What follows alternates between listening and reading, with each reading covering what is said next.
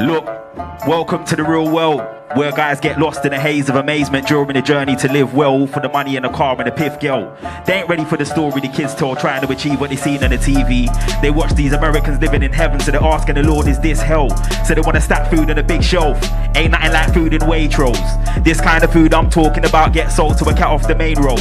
They want to lick more shots than an AK so they can get the peas that make chains glow.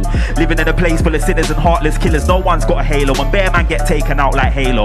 But life ain't nothing like Xbox. This thing's real like guys that switch, got a big gold chain and the neck popped. And as a result the situation escalates, so you might hear text pop.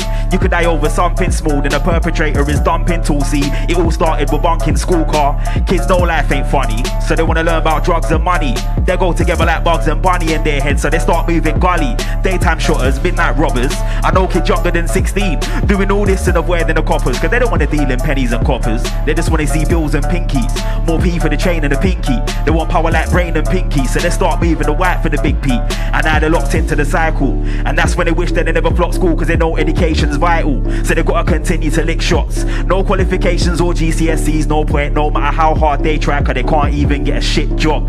And that's why everyone's pissed off, rolling with baseball bats and big dogs, cause they don't want to lose what little they have. Everyone's wary of being ripped off, and small things happen in the end, so small things happen and big things kick off.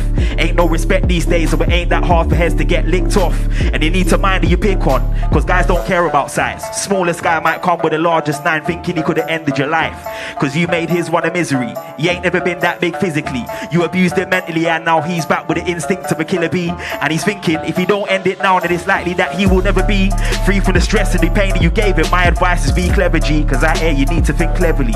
We're in London, not Beverly Hills, so that's why I do what I do when I stick to my grind in all types of weather, G. Cause you know I can't ever be some victim trapped in the system, pissed off cause I had a chance but I missed it. Flip this route where the Lord is my witness. My mum never raised no biscuit. You're listening to the voice of a whiz kid, so here when I say that life is easy to do, so mind you don't risk it, cause now the situation's mad.